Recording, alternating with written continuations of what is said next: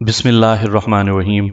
سامعین کرام، پیش خدمت ہے مشہور زمانہ ناول امیر حمزہ کی جلد نمبر 1 بادشاہ کا خواب، اور اس کو اردو میں ترجمہ کیا ہے مقبول درانی نے۔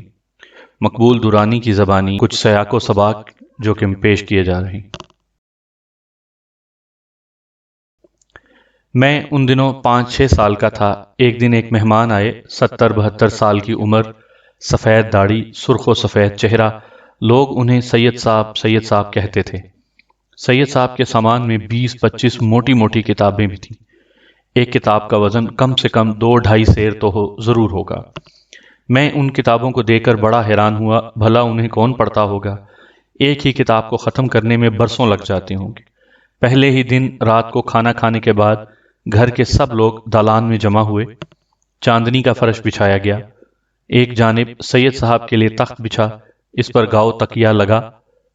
تکیے کے آگے ایک چھوٹی سی چوکی لگائی گئی، اور اس چوکی پر انہی موٹی موٹی کتابوں میں سے ایک کتاب سید صاحب نے کھول کر رکھ لی اور اپنی میٹھی اور سریلی آواز میں پڑھنے لگے۔ میں بھی ایک طرف بیٹھا تھا۔ تھوڑی دیر بعد سننے والے واہ واہ سبحان اللہ کے نعرے لگاتے، کہیں کہیں کہکے بھی بلند ہوتے۔ وہ نہ جانے کب تک کتاب پڑھتے رہے، مجھے یاد نہیں، کیونکہ میں سو گیا تھا، لیکن یہ واقعہ میرے ذہن پر ہمیشہ ہمیشہ کے لیے نقش ہو گیا۔ اگلے روز میں نے گھر کے کئی لوگوں سے پوچھا کہ وہ کتاب کون سی ہے اور اس کا کیا نام ہے جو سید صاحب راحت کو پڑھ رہے تھے۔ کسی نے جواب دیا اور کسی نے نہ دیا۔ ہاں، یہ معلوم ہو گیا کہ اس کتاب کا نام داستان امیر حمزہ ہے۔ پھر کئی سال بیت گئے۔ میں اب اس قابل ہو گیا تھا کہ اردو کی بڑی بڑی کتابیں خود پڑھ سکتا تھا۔ داستان امیر حمزہ کی موٹی موٹی جلدیں مجھے خوب یاد تھیں، لیکن انہیں ہاتھ لگاتے ہوئے ڈر لگتا تھا۔ آخر ایک دن جب میں لائبریری گیا تو اللہ کے نام لے کر اس کتاب کو پڑھنا شروع کر دیا، اور پھر کیا ہوا؟ پھر یہ ہوا کہ میں سب کچھ بھول گیا، یہاں تک کہ کھانا پینا بھی۔ اب زندگی کی اتنی منزلیں طے کرنے کے بعد اور ہزارہا کتابیں پڑھنے کے بعد بھی یہ کہہ سکتا ہوں کہ میں نے داستان امیر حمزہ سے زیادہ دلچسپ، حیرت انگیز اور ہوش اڑا دینے والی کوئی اور کتاب نہیں پڑھی۔ اب پتہ چلا ہے کہ پوری کتاب 46 جلدوں پر ہے، اور اس کے صفحوں کی تعداد 48,000 کے لگ بھگ ہے۔ یعنی 200 صفحے روزانہ پڑھو، تب کہیں 8 مہینے میں پوری داستان امیر حمزہ ختم ہوگی۔ پہلے زمانے میں نہ سینما نہ تھیٹر، لوگ تفریح کے لیے کہانیاں گھڑتے اور ایک دوسرے کو سناتے۔ آہستہ آہستہ بڑی بڑی داستانیں لکھی جانے لگیں۔ بادشاہوں کے ہاں کہانیاں کہنے اور داستانیں سنانے والے ملازم تھے، اور ان کی بڑی عزت کی جاتی تھی۔ داستان امیر حمزہ کے بارے میں کہا جاتا ہے کہ یہ سلطان محمود غزنوی کے زمانے میں لکھی گئی، اور پھر گزشتہ 900 برسوں میں بہت سے لوگوں نے نئی نئی کہانیاں شامل کیں، یہاں تک کہ اس کی 46 جلدیں تیار ہو گئیں۔ ان 46 جلدوں کو پڑھنے کے لیے آج کس کے پاس وقت ہے؟ اس لیے اب بازار میں اس کے خلاصے بکتے ہیں، لیکن چونکہ یہ بڑوں کے لیے ہیں، اس لیے ان کی زبان بہت مشکل ہے، بچے سمجھ نہیں سکتے۔ میں نے اس کتاب کا خلاصہ لکھتے وقت صرف وہی باتیں لی ہیں جن سے بچوں کو دلچسپی ہو سکتی تھی۔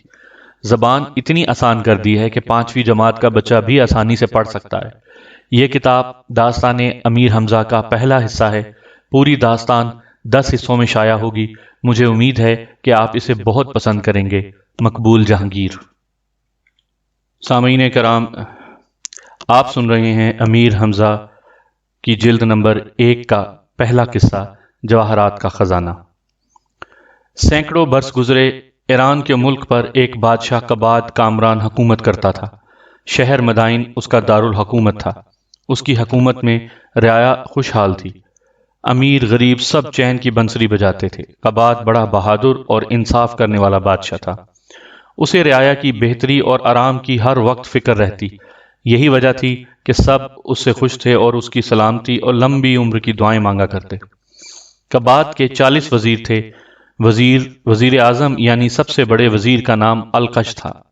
یہ بہت عقل مند تھا اور بادشاہ حکومت کے کام اسی کے مشورے سے کرتا تھا۔ وزیروں کے علاوہ بادشاہ کے دربار میں 700 عالم اور 700 نجومی بھی موجود تھے۔ یہ لوگ بادشاہ کو دانائی کی باتیں بتاتے تھے۔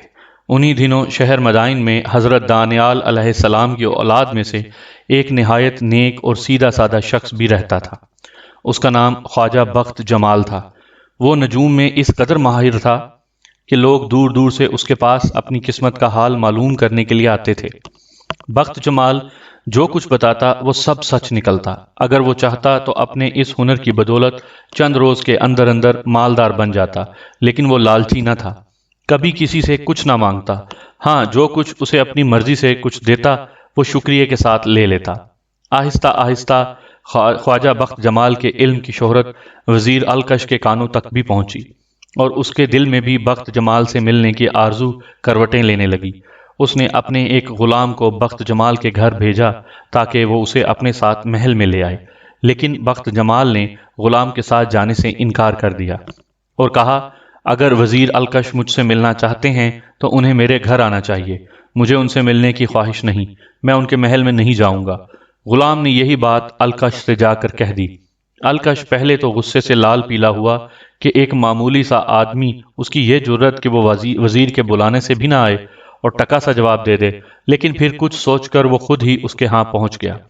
بخت جمال نے اس کو بڑی عزت سے اپنے پاس بٹھایا، خاطر تواضع کی اور کہا، جناب والا، میں ایک غریب آدمی ہوں، میرے گھر آپ کا آنا میری خوش نصیبی ہے، فرمائیے کہ میں آپ کی کیا خدمت کر سکتا ہوں۔ ہم نے سنا ہے کہ تمہیں نجوم میں کمال حاصل ہے، تم غیب کی باتیں بتاتے ہو، کیا تم ہمیں یہ کمال سکھاؤ گے؟ یہ سن کر خواجہ بخت جمال چند لمحے چپ رہا، پھر کہنے لگا، جناب، میں کیا اور میرا کمال کیا، بزرگوں سے جو کچھ مجھ تک پہنچا ہے اسے میں نے اپنے سینے میں محفوظ رکھا ہے۔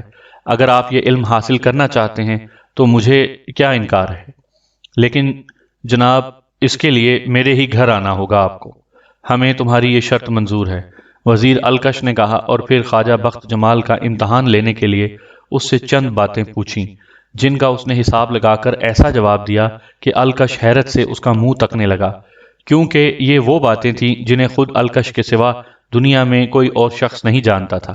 الکش روزانہ بخت جمال کے گھر جاتا اور اس سے علم نجوم سیکھتا۔ آہستہ آہستہ ان دونوں میں بہت محبت ہو گئی، اور نوبت یہاں تک پہنچی کہ اگر کسی روز ان کی ملاقات نہ ہوتی تو دونوں بے چین رہتے۔ بخت جمال نے اپنے دوست وزیر الکش کو بڑی محنت سے نجوم کی تعلیم دی، اور الکش سب کچھ بہت جلد سیکھ گیا۔ اب وہ بھی دوسروں کی قسمت کا حال بتایا کرتا، اور اس کی بتائی ہوئی باتیں سچی نکلتیں۔ ایک روز الکش نے اپنے دوست بخت جمال کی تقدیر کا حساب لگایا تو اسے معلوم ہوا کہ آنے والے 40 دن بخت جمال کے لیے سخت منحوس ہیں۔ اگر وہ ان 40 دنوں میں گھر سے باہر نکلا تو اس کی جان کو خطرہ ہے۔ یہ دیکھ کر وہ سخت پریشان ہوا۔ وہ جانتا تھا کہ اس کے حساب میں غلطی نہیں ہو سکتی۔ وہ اسی وقت بخت جمال کے گھر گیا اور اسے بتایا کہ آئندہ 40 دن اس کی زندگی میں بھاری گزریں گے، ان دنوں میں وہ ہرگز گھر سے باہر نہ نکلے۔ یہ سن کر بخت جمال فکر مند ہوا، اس نے بھی اپنے بارے میں حساب لگایا تو یہی معلوم ہوا کہ الکش سچ کہتا ہے۔ اب میں جاتا ہوں، انشاءاللہ 40 دن کے بعد ملاقات ہوگی، الکش نے کہا۔ بہت بہتر، جو خدا کی مرضی، بخت جمال نے جواب دیا۔ میں 40 دن تک گھر ہی میں رہوں گا، اور امید تو یہی ہے کہ میری جان سلامت رہے گی، آگے اللہ جانے۔ الکش کے جانے کے بعد بخت جمال نے اپنے گھر کا دروازہ بند کر لیا اور آپ ایک گوشے میں بیٹھ کر عبادت کرنے لگا۔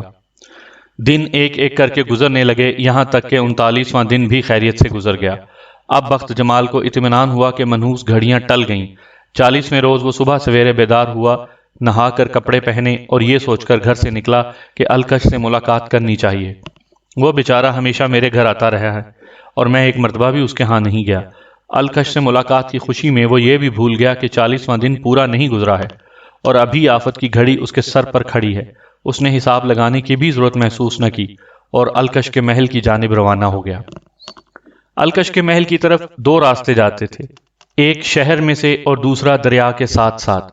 بخت جمال نے سوچا کہ شہر کے راستے سے جانا ٹھیک نہیں، راہ میں بہت سے لوگ ملیں گے اور طرح طرح کی باتیں پوچھ کر وقت ضائع کریں گے، اس لیے دریا کی طرف سے جانا چاہیے۔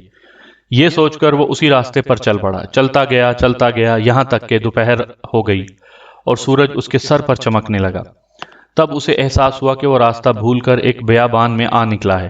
ہر طرف گہرا سناٹا تھا، دور دور تک کوئی آدمی دکھائی نہ دیتا تھا اور نہ ہی کوئی جانور۔ ہاں، کچھ فاصلے پر اسے ایک بہت پرانی لیکن عظیم الشان عمارت کے بھیانک کھنڈرات ضرور دکھائی دیے۔ تھوڑی دیر سستانے کے لیے بخت جمال انہی کھنڈروں کی جانب چل پڑا۔ وہ اصل میں یہ معلوم کرنا چاہتا تھا کہ یہ کھنڈر کس عمارت کے لیے ہیں، اور ہو سکتا ہے کوئی آدمی ان میں رہتا بھی ہو۔ جب وہ اس پرانی حویلی کے کھنڈروں میں داخل ہوا تو معلوم ہوا کہ یہ عمارت ہزاروں برس پرانی ہے، کیونکہ اس کی اینٹیں کالی اور بوسیدہ ہو چکی تھیں۔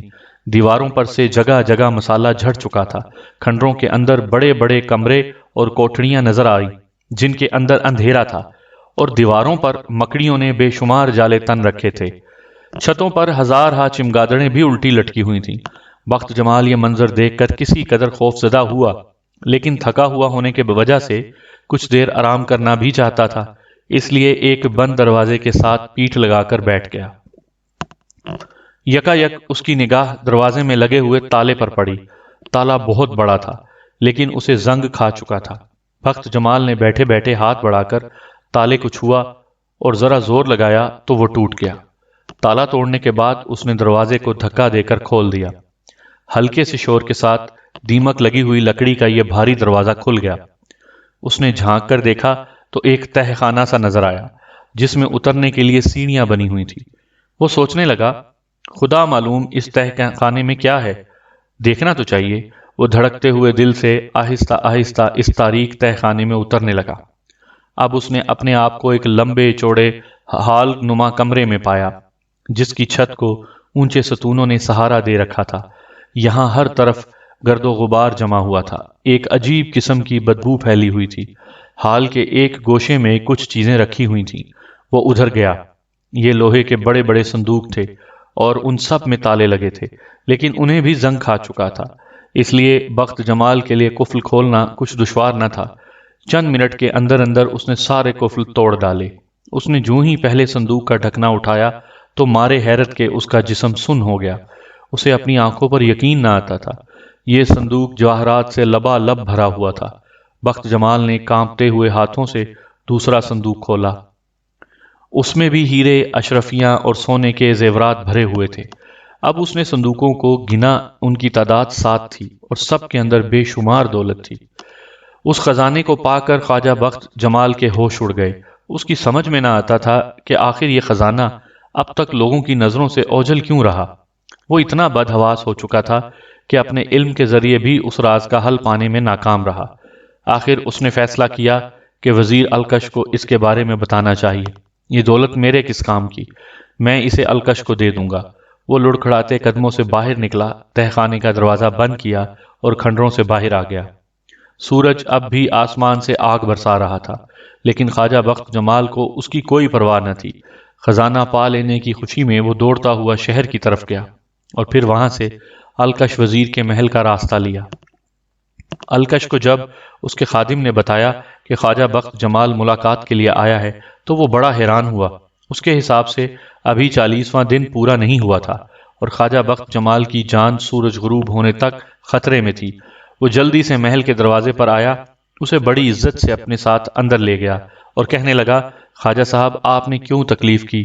میں تو خود مغرب کے بعد آپ کی خدمت میں حاضر ہونے کا ارادہ کر رہا تھا۔ آپ کو معلوم ہے کہ آج 40واں دن ہے۔ ہاں بھائی، آج 40واں دن ہے اور 39 دنوں کی طرح یہ بھی خیریت سے گزر جائے گا، لیکن تعجب ہے کہ 40واں دن میری زندگی کا سب سے مبارک دن ثابت ہوا۔ خواجہ نے کہا، وہ کیسے؟ الکش نے پوچھا، اور تب خواجہ بخت جمال نے خزانہ ملنے کا تمام واقعہ الکش کو سنایا اور آخر میں بولا، یہ خزانہ آپ ہی کو مبارک ہو، میں بھلا اتنی دولت کا کیا کروں گا؟ ہاں، اگر آپ کا جی چاہے تو اس میں سے کچھ مجھ کو بھی دے دیجیے گا، میرے لیے وہی بہت ہوگا۔ الکش نے جلدی سے 2 گھوڑے منگوائے، ایک پر خود سوار ہوا اور دوسرے پر خواجہ بخت جمال کو سوار کر دیا۔ پھر دریا کو جانے والی سڑک پر گھوڑا ڈال دیا۔ اسی پرانی عمارت کے کھنڈروں کے نزدیک جا کر گھوڑوں سے اترے اور سیدھے تہ خانے میں گئے۔ بخت جمال نے 7 صندوق باری باری کھول کر الکش کو دکھائے۔ جواہرات کا خزانہ دیکھ کر الکش کی آنکھیں پھٹی کی پھٹی رہ گئیں اور اب اس کے دل میں بے ایمانی آئی۔ اس نے سوچا ایسا نہ ہو کہ بخت جمال کسی اور سے ذکر کر دے، پھر یہ بات بادشاہ تک پہنچ جائے۔ ایسا ہوا تو اس خزانے پر بادشاہ قبضہ کر لے گا اور میرے ہاتھ کچھ نہ آئے گا۔ اس لیے ضروری ہے کہ بخت جمال کا کام تمام کر دیا جائے تاکہ خزانے کا راز کسی اور پر ظاہر نہ ہو سکے۔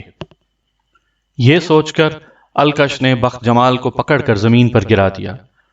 اور آپ اس کے سینے پر چڑھ بیٹھا۔ بخت جمال اپنے دوست کی اس حرکت پر سخت حیران ہوا اور کہنے لگا، اے الکش، یہ کیا بات ہے؟ کیا مجھ سے کوئی خطا ہوئی ہے؟ ہاں، تو نے بہت بڑی خطا کی ہے، الکش نے کہا، اور کمر سے بندھا ہوا چمکدار خنجر نکال لیا۔ تیری خطا یہ ہے کہ تو نے اس خزانے کا ذکر مجھ سے کیا، اور اب میں ڈرتا ہوں کہ اگر تو نے اس کا پتہ کسی اور کو بتا دیا تو بات بادشاہ قباد کامران تک پہنچے گی اور بادشاہ اس پر قبضہ کرے گا۔ تیری زبان ہمیشہ ہمیشہ کے لیے بند کرنے کی صورت یہی ہے کہ تجھے موت کے گھاٹ اتار دوں۔ یہ سن کر خواجہ بخت جمال کی آنکھوں کے آگے اندھیرا چھا گیا۔ وہ عاجزی سے کہنے لگا، میں وعدہ کرتا ہوں کہ اس خزانے کے بارے میں کسی سے ذکر تک نہ کروں گا۔ الکش نے کہا لگایا اور بولا، بکواس بند کر، تو اپنی جان بچانے کے لیے قسمیں کھا رہا ہے۔ مجھے تیری قسم کا کوئی بھروسہ نہیں، تجھے اب مرنا ہے، تیار ہو جا۔ خواجہ بخت جمال نے بتیری خوشامد کی، مگر بے رحم الکش کو ذرا ترس نہ آیا۔ اس کے سر پر شیطان سوار ہو گیا تھا اور دولت کی چمک دمک نے اسے اندھا کر دیا تھا۔ جب خواجہ نے دیکھا کہ جان بچنے کی کوئی صورت نہیں اور یہ ظالم اس کا خون بہائے بغیر باز نہیں آئے گا، تو اس نے کہا، میری ایک وصیت ہے، اگر اسے پورا کرنے کا وعدہ کرو تو بیان کروں۔ بتاؤ کیا ہے وہ وصیت؟ الکش نے کہا۔ میرے گھر میں عنقریب بچہ ہونے والا ہے، خواجہ بخت جمال نے کہا۔ اگر لڑکا پیدا ہوا تو میری بیوی سے کہنا کہ اس کا نام بزرج مہر رکھے۔ میرے مرنے کی خبر میری بیوی کو نہ دینا۔ بہت اچھا، میں تمہاری یہ وصیت پوری کروں گا، الکش نے کہا، اور یہ کہہ کر خواجہ بخت جمال کو مار ڈالا۔ اس کے بعد الکش باہر نکلا اور خواجہ بخت جمال کے گھوڑے کو بھی مار ڈالا۔ پھر اس نے گھوڑے اور خواجہ کی لاشیں اسی عمارت کے ایک گوشے میں گھسیٹ کر ڈال دیں۔ دریا پر جا کر ہاتھ پیر دھوئے اور اپنے گھوڑے پر سوار ہو کر محل کی طرف چلا گیا۔ اسے اب یہ اطمینان تھا کہ کوئی دوسرا اس خزانے پر قبضہ نہیں کر سکے گا۔ محل میں جا کر اس نے غلاموں اور سپاہیوں کو جمع کیا اور رات کی تاریکی میں سارا خزانہ وہاں سے اٹھا کر محل میں لے آیا۔ اس کے بعد اس نے ملک کے بہترین راجوں کو بلایا اور اس پرانی عمارت کو گرا کر اس کی جگہ ایک نئی عمارت اور باغ بنانے کا حکم دیا۔ ہزارہا راج، بڑھئی، لوہار اور باغمان دن رات کام کرنے لگے، اور چند مہینوں کے اندر اندر انہوں نے دریا کے کنارے ایک عالی شان محل بنا کر کھڑا کر دیا۔ الکش محل اور اس کے باغ کو دیکھ کر بے حد خوش ہوا اور اس کا نام باغ بے داد رکھا۔ اس عرصے میں اس نے خواجہ بخت جمال کی بیوی سے کہہ دیا تھا کہ اس کے شوہر کو ایک ضروری کام کے لیے چین بھیج دیا گیا ہے، اور جاتے ہوئے وہ کہہ گیا ہے کہ گھر میں لڑکا پیدا ہو تو اس کا نام بزرج مہر رکھنا۔ کچھ دن بعد خواجہ بخت جمال کے گھر ایک چاند سے لڑکے نے جنم لیا تو اس کی ماں نے اس کا نام بزرج مہر رکھا۔ سامعین کرام، آپ سن رہے تھے امیر حمزہ کی جلد نمبر 1 سے پہلی داستان جواہرات کا خزانہ۔